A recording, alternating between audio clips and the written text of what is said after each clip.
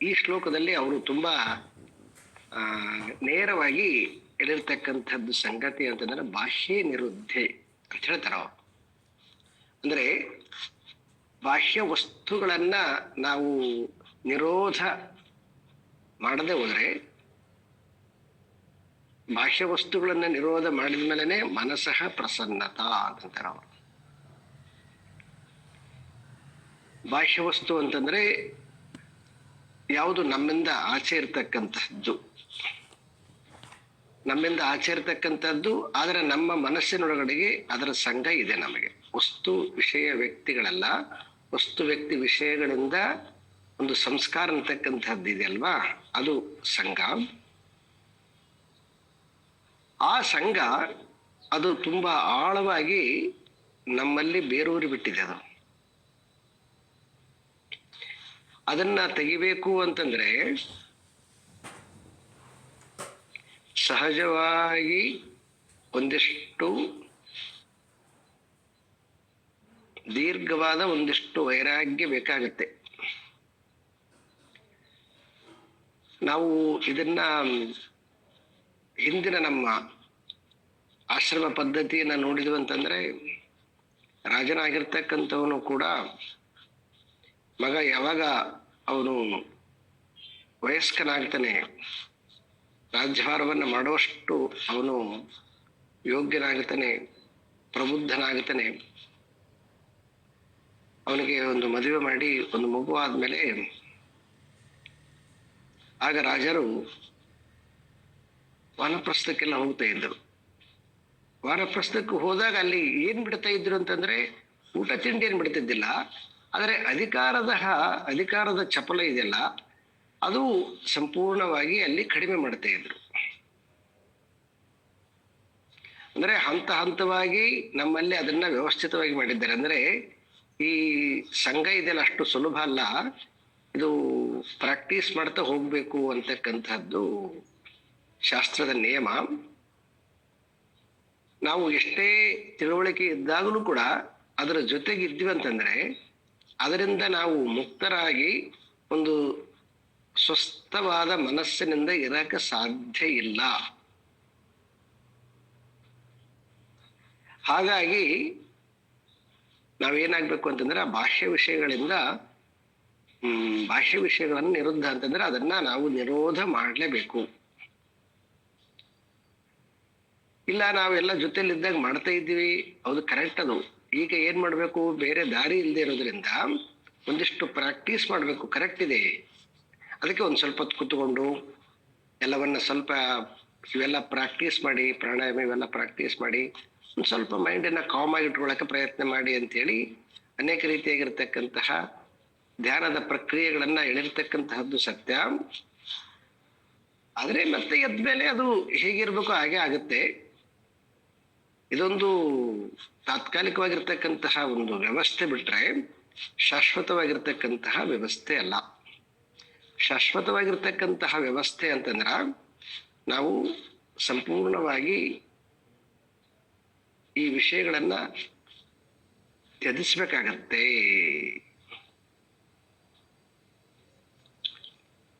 ನನ್ನದಲ್ಲದಿರ್ತಕ್ಕಂಥ ವಸ್ತುವಿನಲ್ಲಿ ನನಗೆ ಅನುರಾಗ ಉಂಟಾಗಕ್ಕೆ ಸಾಧ್ಯ ಆಗಲ್ಲ. ಯಾವಾಗ ನನ್ನದು ಅಂತ ಅನ್ಕೊಂಡ್ಬಿಟ್ಟಿರ್ತೀವಿ ನಾವು, ಆ ವಸ್ತುವಿನಲ್ಲಿ ಅನುರಾಗ ಇಲ್ಲದೆ ಇರಕ್ಕೆ ಅಷ್ಟು ಸುಲಭ ಅಲ್ಲ. ಇದು ಒಂದು ಹಂತ ಹಂತವಾಗಿ ಇದನ್ನ ಪ್ರಾಕ್ಟೀಸ್ ಮಾಡಬೇಕು. ಮತ್ತೆ ಇದು ಎಲ್ಲನೂ ನಾವು ಯಾರೆಲ್ಲ ಹೇಳ್ತಾ ಇದ್ದೀವಿ ಅವರೆಲ್ಲರೂ ಕೂಡ ಇದನ್ನ ಮಾಡಿರ್ತಕ್ಕಂತಹದ್ದು ಕಾಣಿಸ್ತಾ ಇದೆ. ಅಷ್ಟು ಗಾಯತ್ರಿ ಮಂತ್ರವನ್ನ ಕೊಟ್ಟಿರ್ತಕ್ಕಂತಹ ಯಾಜ್ಞವಲ್ಕ ಮುನಿ ಕೂಡ ಕೊನೆಗೆ ಮತ್ತೆ ದೀರ್ಘ ಸನ್ಯಾಸ ತೆಗೆದುಕೊಂಡಿರ್ತಕ್ಕಂಥದ್ದು ಕೂಡ ಕಾಣ್ತಾ ಇದೆ. ಇದರಿಂದ ನಮಗೆ ಗೊತ್ತಾಗುತ್ತೆ ಏನಂತಂದ್ರೆ, ನಾವು ಒಂದಿಷ್ಟು ಬಿಡಿಸ್ಕೊಳ್ಳಾರದನೆ ಅದರ ವಿಷಯದಿಂದ ಹೊರಗಡೆ ಹೋಗ್ಲಿಕ್ಕೆ ಸಾಧ್ಯ ಆಗೋದಿಲ್ಲ. ಈಗ ಅದರ ಬಗ್ಗೆ ಯೋಚನೆ ಮಾಡೋದು ಬೇಡ, ಸುಮ್ಮನೆ ಇದು ಒಂದು ಥಾಟ್ಸ್ ಇಲ್ಲ ಅಷ್ಟೇನೆ. ನಿಮಗೆ ಸಮಯ ಬಂದಾಗ ಇವೆಲ್ಲವೂ ಕೂಡ ನೆನಪಾಗುತ್ತವೆ ಅಷ್ಟೇನೆ.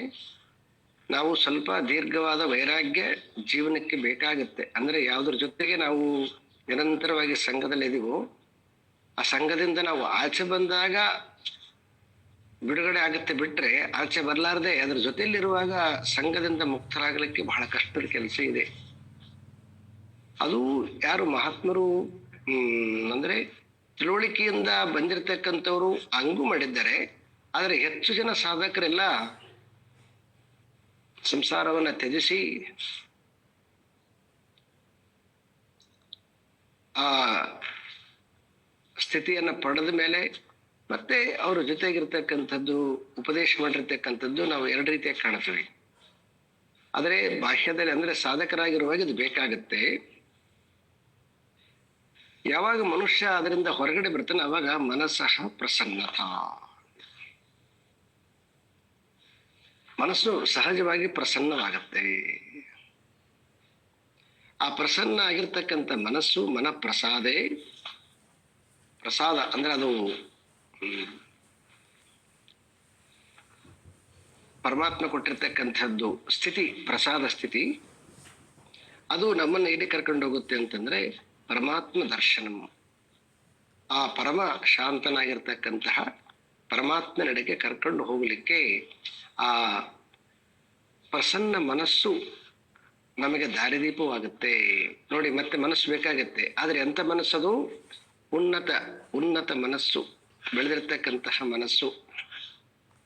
ಆ ಮನಸ್ಸಿನ ಮೂಲಕ ಮನುಷ್ಯ ಪ್ರಯಾಣ ಮಾಡಿ ಉನ್ನತವಾಗಿರ್ತಕ್ಕಂತಹ ಆ ಪರಮಾತ್ಮ ದರ್ಶನವನ್ನ ಪಡಿತಾನೆ. ತಸ್ಮಿನ್ ಸುದೃಷ್ಟೇ, ಈ ರೀತಿಯಾಗಿ ಮನಸ್ಸನ್ನ ಪಡ್ಕೊಂಡಿರ್ತಕ್ಕಂತಹ ವ್ಯಕ್ತಿ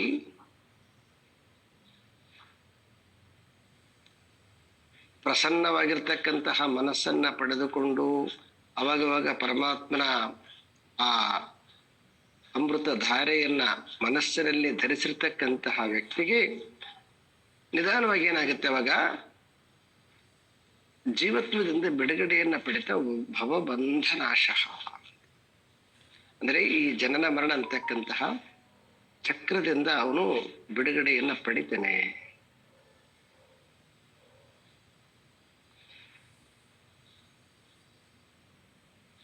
ಆ ಕಾರಣ ಮತ್ತೆ ಕೆಳಗಡೆಗೆ ಬಹಿಹಿ ನಿರೋಧ, ಬಾಹ್ಯ ನಿರೋಧೆ, ನಿರುದ್ಧೆ ಅಂತ ಮೇಲೆ ಕೊಟ್ಟರ, ಮತ್ತೆ ಕೆಳಗಡೆ ಕೂಡ ಅದೇ ವಾಕ್ಯನ ಕೊಟ್ಟಿದ್ದಾರೆ. ಮತ್ತೆ ಬಹಿಹಿ ನಿರೋಧ, ಬಹಿ ಅಂದ್ರೆ ಕೆಳಮುಖವಾಗಿರ್ತಕ್ಕಂತಹ ಯೋಚನೆಗಳನ್ನ ನಿರೋಧ ಮಾಡಲೇಬೇಕು. ಬಹಿಹಿ ನಿರೋಧ ಪದವಿ ವಿಮುಕ್ತಿ. ಅವಾಗ ನಮಗೆ ಆ ಪರಮಾತ್ಮನೆಡೆಗೆ ಸಾಗುವಂತಹ ಒಂದು ಸ್ಪಷ್ಟವಾದ ದಾರಿ ಸಿಗುತ್ತೆ. ಇಲ್ಲಿ ಎರಡು ಸಂಗತಿಗಳನ್ನ ಈ ಶ್ಲೋಕದಲ್ಲಿ ನಾವು ನೆನ್ಪಿಟ್ಕೊಳ್ಬೇಕು. ಒಂದು ಮನಪ್ರಸಾದ ಸೌಮ್ಯತ್ವಂ ಅಂತ ಗೀತೆಯಲ್ಲಿ ಕೂಡ ಬರುತ್ತೆ, ಪ್ರಶಾಂತ ಮನಸ್ಸಂ ಅಂತ ಗೀತೆಯಲ್ಲಿ. ಈ ಪ್ರಸನ್ನವಾಗಿರ್ತಕ್ಕಂತಹ ಮನಸ್ಸನ್ನ ಪಡೆದುಕೊಳ್ಬೇಕಾದ್ರೆ ಮನಸ್ಸು ವಿಕ್ಷೇಪದಿಂದ ದೂರವಾಗಬೇಕು. ವಿಕ್ಷೇಪದಿಂದ ದೂರವಾಗಬೇಕು ಅಂತಂದ್ರೆ ವಿಕ್ಷೇಪಣಗೊಳಿಸುವಂತಹ ವಿಷಯಗಳಿಂದ ದೂರವಾಗಿರಬೇಕು ಅಂತಕ್ಕಂಥದ್ದು ಇದು ಬೇಸಿಕ್ ಮಿನಿಮಮ್ ಕ್ವಾಲಿಫೈಡ್. ಇದು ಆಗ್ಬೇಕಷ್ಟು. ಅದು ಆಗದೆ ಮನಸ್ಸು ಶಾಂತವಾಗಿರಕ ಸಾಧ್ಯ ಆಗೋದಿಲ್ಲ. ನಾವು ಯಾರೆಲ್ಲ ಆ ಸಿದ್ಧಿಯನ್ನ ಪಡ್ಕೊಂಡಿರ್ತಕ್ಕಂಥ ಮಹಾತ್ಮರು ನೋಡ್ತೀವಿ, ಅವರೆಲ್ಲರೂ ಕೂಡ ತಮ್ಮ ಸಾಮಾನ್ಯವಾಗಿರ್ತಕ್ಕಂತಹ ಒಂದು ಪೂರ್ವ ಆಶ್ರಯ ಬಿಟ್ಟು ಬಂದಿರತಕ್ಕಂಥದ್ದು ಎಲ್ಲರಲ್ಲಿ ಕಾಣುತ್ತೀವಿ. ನೀವು ರಮಣ ಮಹರ್ಷಿಗಳನ್ನು ನೋಡಿ, ವಿವೇಕಾನಂದರ್ ನೋಡಿ, ರಾಮಕೃಷ್ಣ ಪರಮಹಂಸರ್ ನೋಡಿ, ಶ್ರೀ ಅರವಿಂದ್ ಅವ್ರ ನೋಡಿ, ಇತ್ತೀಚಿನ ನಾವೆಲ್ಲರೂ ನೋಡ್ತೀವಿ ಅಂತಂದ್ರೆ ಕೂಡ ಇನ್ನು ಹಿಂದಕ್ಕೆ ಹೋದಾಗ ಎಲ್ಲರೂ ಹಾಗೇನೆ. ಅಂದ್ರೆ ಮೀರಾ, ಅಕ್ಕ ಮಹಾದೇವಿ ಎಲ್ಲ ನೀವು ಗಾರ್ಗಿ ಅಂತ ನೀವು ಯಾರು ತಗೊಳ್ಳಿ, ನೀವು ಕಪಿಲ ಮುನಿ ತಾಯಿ ನಿಬಂಧನೆ ಮಾಡಿದ್ಲು, ತಂದೆ ಹೊರಟೋಗ್ಬಿಟ್ಟ, ನನಗಿರೋದು ನೀನೊಬ್ಬನೇ ನನಗೆ ಆಶ್ರಯ, ಈಗ ನೀನು ಸನ್ಯಾಸ ತಗೊಂಡೆ ಅಂತಂದ್ರೆ ನನ್ನ ಗತಿ ಏನಂತ ಹೇಳಿದ ಮೇಲೆ ಅವಳಿಗೆ ದೇವಭೂತಿ ಎಲ್ಲ ಅವಳ ಹೆಸರು ಯಾರಾದ್ರೂ ಆಮೇಲೆ ಹೇಳಿ, ನನಗೆ ಹಾಗೆ ಅನ್ಸುತ್ತೆ. ಸೊ ಅವಳಿಗೆ ದೇವಹೂತಿ ಅಂತ. ಸರಿ ದೇವಹೂತಿ ಸರಿ ಸರಿ ಸರಿ. ಅವಳಿಗೆ ಈ ಅಧ್ಯಾತ್ಮ ಮಾರ್ಗವನ್ನು ಉಪದೇಶ ಮಾಡಿ ಅವಳನ್ನ ಆ ದ್ವಂದ್ವದಿಂದ ಬಿಡಿಸಿದ ಮೇಲೆ ಅವಾಗ ಅವನು ಕೂಡ ಸನ್ಯಾಸ ತಗೊಂಡ ಅಂತ ಬರ್ತದೆ. ಸೊ ಹಾಗಾಗಿ ಈ ನಾವು ಸನ್ಯಾಸ ಅಂತಕ್ಕಂಥ ಅರ್ಥ ಅಂತಂದ್ರೆ ಪೂರ್ವಾಶ್ರಯವ ಕಳೆದಲ್ಲದೆ ಅಂತ. ಪೂರ್ವಾಶ್ರಯವ ಕಳೆದಲ್ಲದೆ ಅಂದ್ರೆ ಪೂರ್ವ ಆಶ್ರಯ ಅಂತಂದ್ರೆ ಸಂಸ್ಕಾರಗಳನ್ನ ಅಂತ ನೇರವಾಗಿ ಅರ್ಥ ಮಾಡಿದ್ರು ಕೂಡ, ಆದರೆ ಆ ಸಂಸ್ಕಾರಗಳ ಬೀಜಗಳು ಬೆಳಿತಕ್ಕಂಥದ್ದು ಮತ್ತೆ ಈ ಬಾಹ್ಯವಾಗಿರ್ತಕ್ಕಂತಹ ವಿಷಯಾದಿಗಳಿಂದಲ್ವಾ. ಹಾಗಾಗಿ ಬಾಹ್ಯ ವಿಷಯಾದಿಗಳನ್ನ ಹಾಕದಂತೆ ನಿಷೇಧ ಮಾಡಿ ಅವಾಗ ಪೂರ್ವ ಸಂಸ್ಕಾರಗಳನ್ನ ನಾವು ತೆಗಿಲಿಕ್ಕೆ ಸಾಧ್ಯ ಆಗುತ್ತೆ. ಇಲ್ಲ ಈ ಕಡೆಯಿಂದ ಬರ್ತಿದ್ದು ಆ ಕಡೆಯಿಂದ ಉತ್ಪತ್ತಿ ಆಗ್ತಿತ್ತು, ಎರಡು ಕಡೆಯಿಂದನೂ ಉತ್ಪತ್ತಿ ಆಗುತ್ತೆ ಅಂದ್ರೆ ನಿಷೇಧ ಮಾಡಕ್ಕೆ ನಮ್ಮ ಹತ್ರ ತಪಸ್ಸು ಸಾಕಾಗೋದಿಲ್ಲ. ಅದಕ್ಕೆ ಅಟ್ಲೀಸ್ಟ್ ಏನ್ ಮಾಡ್ಬೇಕು, ಬಾಹ್ಯವಾಗಿರ್ತಕ್ಕಂಥದ್ದನ್ನು ತಡಿಬೇಕು.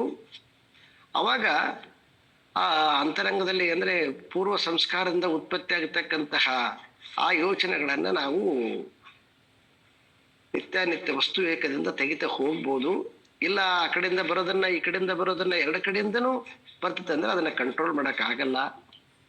ಇದು ಸತ್ಯ ಸಂಗತಿ.